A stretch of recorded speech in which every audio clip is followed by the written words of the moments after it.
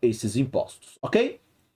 Agora vamos para o lado financeiro, né? Os empréstimos internacionais. Vamos ver como é que isso entra nesse modelo de padrão de comércio. Então, até aqui, todas as relações de comércio que descrevemos, elas não foram referenciadas por uma dimensão de tempo. Um bem, por exemplo, o tecido, é trocado por um bem diferente, digamos, alimentos. Então, nesta seção, mostramos que o modelo padrão de comércio que desenvolvemos também pode ser utilizado para analisar outro tipo muito importante de comércio entre os países que ocorre ao longo do tempo, que são os empréstimos internacionais. Então, o mesmo modelo aplicado às mercadorias, né, aos bens e serviços, também pode ser aplicado na conta financeira, ou seja, nas transações financeiras, ou nesse caso, nos empréstimos e financiamentos que os países fazem entre si. Qualquer transação internacional que ocorra ao longo do tempo tem, claro, um aspecto financeiro, e esse aspecto é um dos principais tópicos que abordaremos na segunda metade desse livro. Então, mais à frente, você terá as videoaulas referentes a esse lado financeiro. Entretanto, também podemos abstrair daqueles aspectos financeiros e pensar em empréstimos internacionais como outro tipo de comércio. Então, em vez de comercializar um bem por outro em um ponto de tempo, nós vamos trocamos bens hoje em troca de alguns bens no futuro, que é o que os empréstimos possibilitam. Então, esse tipo de comércio, ele é conhecido como o comércio intertemporal. Então, veja, nós podemos abstrair os aspectos financeiros e pensar em empréstimos internacionais como outro tipo de bem. Então, os empréstimos são aqueles bens, são uma espécie de comércio intertemporal. Então, você recebe o financiamento, um dinheiro entra agora, mas depois você vai pagando pelo uso desse bem ao longo de um determinado tempo, o que é diferente no caso dos comércios de bens e serviços. Normalmente, você compra um container, sei lá, de computadores, e daqui uma semana eles chegam, ou daqui um mês eles chegam, e logo você tem um comércio que, enfim, você solicita e ele realiza. O comércio intertemporal, ele tem uma dilatação no tempo. Então, falaremos muito mais sobre isso mais à frente nesse texto, mas por enquanto vamos analisá-lo usando uma variação do nosso modelo padrão de comércio com uma dimensão de tempo. Então, as possibilidades de produção intertemporais e a comercialização. Então, aqui nesse caso, nós temos a adição de uma questão ligada à intertemporalidade, ou seja, a dilatação no tempo. Então, os empréstimos financeiros, né, ou desculpa, os empréstimos internacionais e os financiamentos internacionais, eles então são uma operação que podem levar décadas, né? Ou seja, empresta-se agora, paga-se ao longo do tempo com juros e etc. Okay? Mesmo na ausência de movimento de capital internacional, qualquer economia enfrenta uma troca entre o consumo agora e o consumo no futuro. Então, essa relação de economia em relação às questões do tempo, elas estão sempre presentes, principalmente quando a gente adiciona questões ligadas ao mundo financeiro. Geralmente, as economias não consomem toda a sua produção atual. Uma parte toma forma de investimento em máquinas, edifícios e outras formas de capital produtivo. Portanto, você não consome, você investe e depois para consumir mais ao futuro. Quanto mais investimento uma economia faz agora, mais ela será capaz de produzir e consumir no futuro. Portanto, essa troca entre o consumo agora e o consumo no futuro. Portanto, quando uma economia pega 30% do seu PIB e investe em investimentos, consequentemente, esse investimento ele é um gasto pensando no consumo do futuro e não no consumo do presente.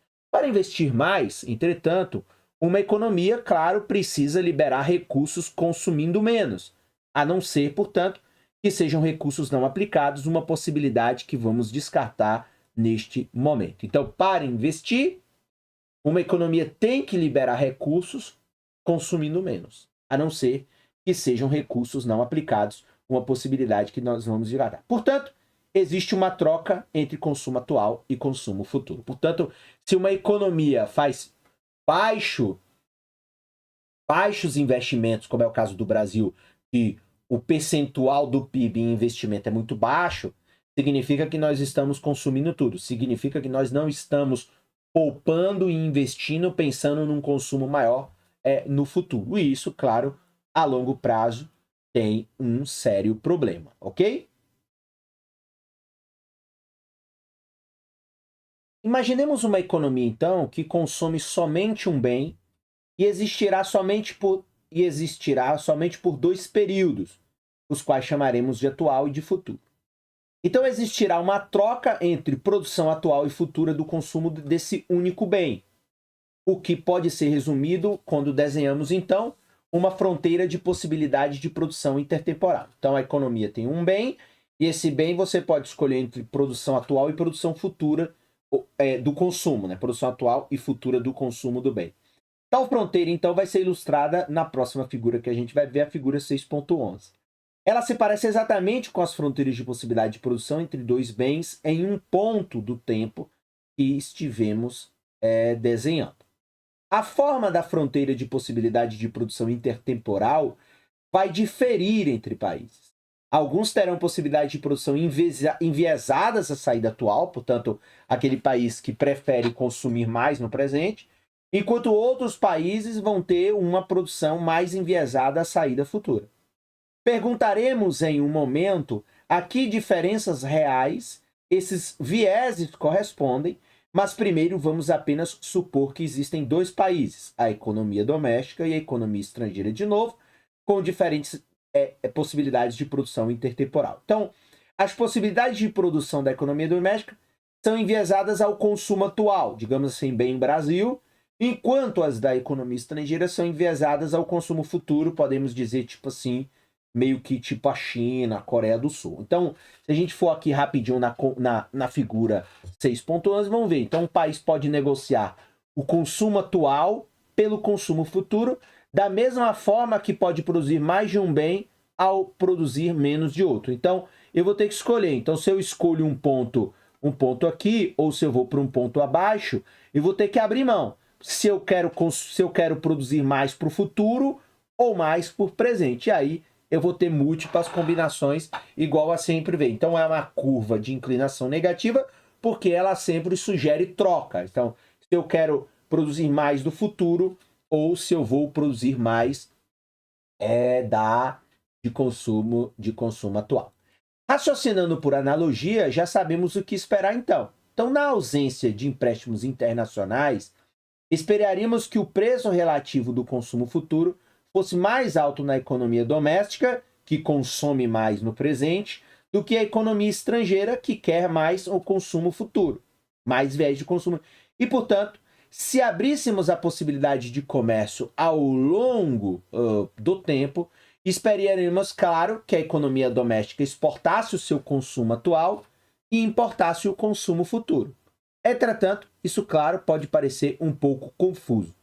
Então, olha a pergunta. O preço que é relativo ao consumo futuro e como um país comercializa ao longo do tempo. Então, o que é preço relativo do consumo futuro e como um país comercializa ao longo do tempo. Porque se a gente for ver, na ausência de empréstimos internacional, o consumo futuro ele aumenta. Por quê? Porque aquela economia que tem um viés de consumo futuro vai ter mais dificuldade por não ter os empréstimos para fazer os investimentos para o consumo futuro. Então, por isso que há essa troca claramente entre os países. E por isso que apareceu aqui a ideia de que a economia doméstica que produz atualmente vai exportar o seu consumo atual e vai importar o consumo futuro. Então, ela exporta o consumo atual e vai fazer a aposta de que, portanto, vai importar do outro país o seu consumo futuro, dado que ela não tem um viés do investimento. Enfim, são coisas que parecem confusas no primeiro momento, mas se você passar, enfim, volta, assiste de novo, olha o gráfico, você vai ver que não tem nenhum mistério essa compreensão não, ok? A taxa de juros real. E aí aqui, no parágrafo final, fez a pergunta, né? O que é o preço relativo do consumo do futuro? Como é que eu vou negociar esse consumo futuro? E como um país vai comercializar ao longo do tempo? Então, vai aparecer aqui um elemento importante. A taxa de juros real. Lembrando que a taxa de juros é o preço, é o custo dos empréstimos. E real, claro, porque você vai ter que relacionar com as questões ligadas a oscilação de preços dos produtos, ok? Então vamos lá dar uma olhada nesse tópico. Como um país negocia ao longo do tempo? Como um indivíduo, um país, pode comercializar ao longo do tempo por meio de empréstimos? E aí vale lembrar que os países, né, assim como nós indivíduos, também podemos recorrer a empréstimos ou financiamentos que serão pagos ao longo do tempo. Considere o que acontece com alguém que toma um empréstimo. Inicialmente, ele poderá ser capaz de gastar acima de sua renda, ou, em outras palavras, consumir acima de sua produção. Então, eu recebo esse financiamento e posso gastar além daquilo que eu tenho em termos de produção e nível de renda. Entretanto, mais tarde, o que vai acontecer? Eu vou pagar o empréstimo com juros e, portanto, no futuro, eu vou consumir menos do que eu produzo. Um país vai primeiro investir, portanto, se eu pego o financiamento de investir acima da minha capacidade de produção, e depois você tem que pagar e, portanto, vai consumir menos. Ao pegar um empréstimo, então, ele efetivamente trocou consumo futuro por consumo atual. O mesmo é verdade para um país que pega um empréstimo. Claro que, claro está que o preço do consumo futuro, em termos de consumo atual, tem algo a ver, portanto, com a chamada taxa de juros, que, em outras palavras, é o preço do dinheiro.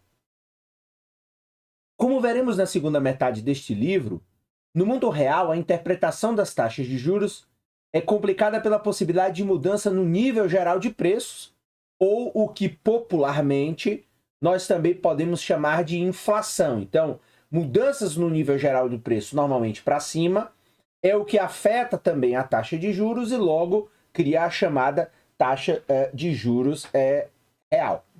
Por enquanto, ignoraremos esse problema, supondo que os contratos de empréstimos são especificados em termos reais. Então, já vai estar a taxa real. Então, quando o país pega um empréstimo, ele tem o direito de comprar uma quantidade de consumo, o ideal é que seja para investimento, agora, em troca do pagamento de uma quantia maior no futuro.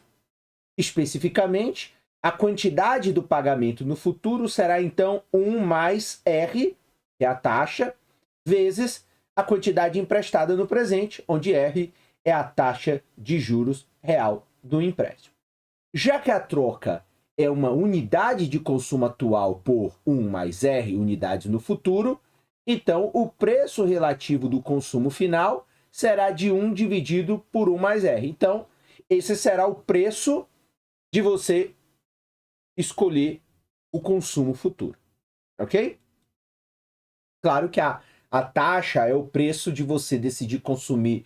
A taxa de juros é o custo de você decidir consumir no presente e não no futuro, ok? Porque se esse país ou se esse indivíduo não pega um empréstimo e guarda, ele vai guardar, não vai consumir no presente e vai consumir no futuro com a adição dessa taxa de juros, com, portanto, esse preço do dinheiro que agora, em vez de pagar para uma instituição financeira, por exemplo, paga para si mesmo.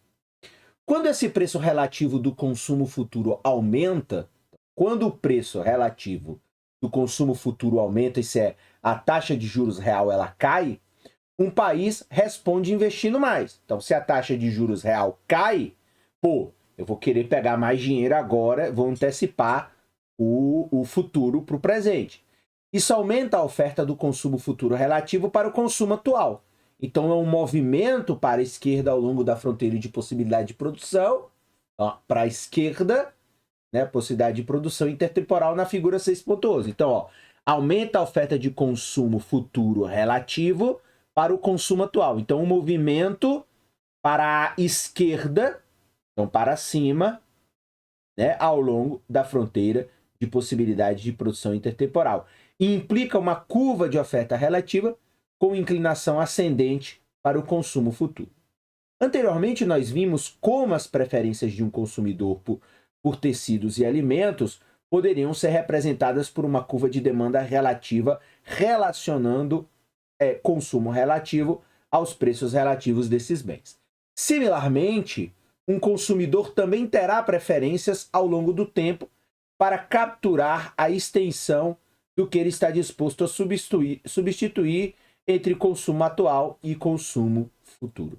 Esses efeitos substituição também são capturados por uma curva de demanda intertemporal relativa, que vai relacionar então a demanda relativa por consumo futuro, que é a relação de consumo futuro para o consumo atual ao seu preço relativo, claro, 1 dividido por 1 mais R, ok? O paralelo com o nosso modelo padrão de comércio, ele está agora completo, né? Então, chegamos ao final deste capítulo, completando esse modelo. Então, se empréstimos internacionais são permitidos, o que acontece? O preço relativo do consumo futuro e, portanto, a taxa de juros real mundial serão determinados pela oferta relativa mundial e demanda pelo consumo futuro. A determinação do preço relativo de equilíbrio 1 dividido por 1 mais R1 vai ser mostrada então na figura 6.12. E note o paralelo com trocas de bens que a gente realizou lá no painel A da figura 6.5. Ok? As curvas de oferta relativa intertemporal para a economia doméstica e estrangeira refletem como as possibilidades de produção da economia doméstica estão enviesadas ao consumo atual, enquanto as possibilidades de produção da economia estrangeira estão enviesadas para o consumo futuro. Então, indo aqui para a figura 6.12, a taxa de juros de equilíbrio com empréstimos internacional. Então, o que nós temos? A oferta de consumo futuro da economia doméstica, estrangeira e do mundo. Então, aqui nós temos as três curvas de oferta de consumo, oferta relativa, então, do mundo, né, da economia doméstica e da economia estrangeira. Então, se a economia doméstica, claro, e elas vão ter a mesma demanda, RD aqui, que é a demanda relativa, para o consumo futuro, que é a mesma para o mundo. A taxa de juros de equilíbrio, né, ou seja, 1 dividido por 1 mais R1, é determinada pela intersecção da oferta e das demandas relativas do mundo. Então, a demanda é a demanda da economia estrangeira, da economia doméstica e do mundo. E note que a economia doméstica está mais à esquerda, portanto, mostrando o que a gente viu aqui, né? A economia doméstica mais à esquerda está mais enviesada ao consumo atual, e a economia estrangeira mais à direita está enviesada ao consumo futuro. Então, consumo futuro e consumo atual.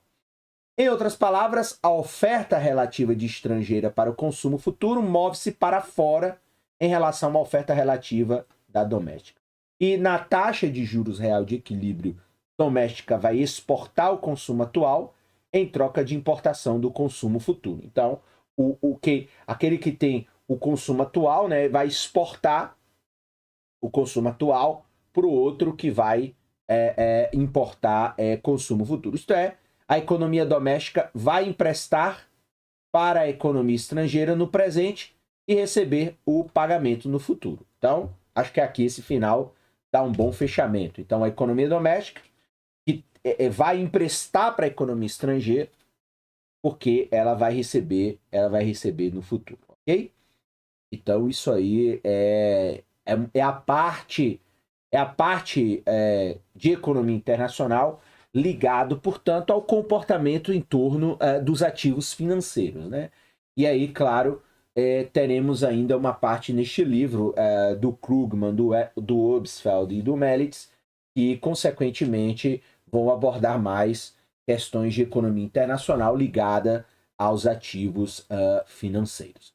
Vamos aqui ao último tópico, então, vantagem comparativa internacional. Assumimos que as possibilidades de produção intertemporal da economia doméstica, então, estão enviesadas para a produção atual. Mas o que isso, então, significa? Então, as origens da vantagem comparativa intertemporal são um pouco diferentes daquelas que promovem o comércio comum. Então, um país que tem uma vantagem comparativa na produção futura do consumo de bens, é um país que, na ausência de empréstimos internacionais, teria então um preço relativo baixo de consumo futuro, isto é, uma alta taxa de juros real. Deu para captar. Então, um país que tem uma vantagem comparativa na produção futura do consumo de bens é um país que, portanto, na ausência de empréstimos internacional, tem um preço relativo baixo de consumo futuro, um preço relativo baixo de consumo futuro, ou seja, tem uma alta taxa de juros, ou seja, consequentemente, você tem um preço relativo baixo de consumo futuro. O consumo é presente e aí, consequentemente, você tem uma alta taxa de juros real, o que, claro, dificulta o consumo futuro. Essa taxa de juros real corresponde a um alto retorno em investimento, ou seja, um alto retorno para desviar recursos da produção atual de consumo de bens para a produção de bens de capital, construção, etc., que aumentam a habilidade futura da economia. Então, o que quer dizer aqui é que é uma alta taxa de juros, você, por exemplo, em vez dessa economia consumir, vai guardar o dinheiro porque vai consumir no futuro. Então, o preço relativo baixo de consumo futuro vai ser justamente porque você vai começar a ter um estoque de investimento. Porque, veja, ó, se a taxa de juros real ela é alta, você tem um alto retorno em investimento. Então, o capital você começa a ter um grande estoque de consumo futuro. Então, um alto retorno para desviar os bens da produção de consumo atual para investimentos futuros. Então, países que tomam empréstimos no mercado internacional serão aqueles nos quais altas oportunidades de investimento produtivo estão disponíveis relacionadas à capacidade produtiva atual, enquanto países que emprestam serão aqueles nas quais tais oportunidades não estão disponíveis internamente. Se não ficou claro, volta aí, dá uma relida ou assiste novamente essa videoaula, porque esses conceitos são também conceitos de finanças que a gente precisa ter precisa ter algumas noções já básicas estabelecidas na nossa interpretação. Então, consequentemente, se eu tenho uma alta taxa de juros, eu vou poupar, né? Eu vou poupar com o fim de que, consequentemente, vale a pena você se dedicar ao consumo futuro do que ao consumo presente. Agora, por exemplo, países onde você tem uma baixa taxa de juros real, você diminui os investimentos e aí você muda a dinâmica para um consumo, digamos assim, mais imediato do que um consumo futuro. Enfim, são dinâmicas que mais à frente, nas sessões ligadas aos ativos financeiros na economia internacional, fica mais claro, mas é claro que também é preciso dominar e ter o conhecimento básico de taxa de juros, enfim, do que são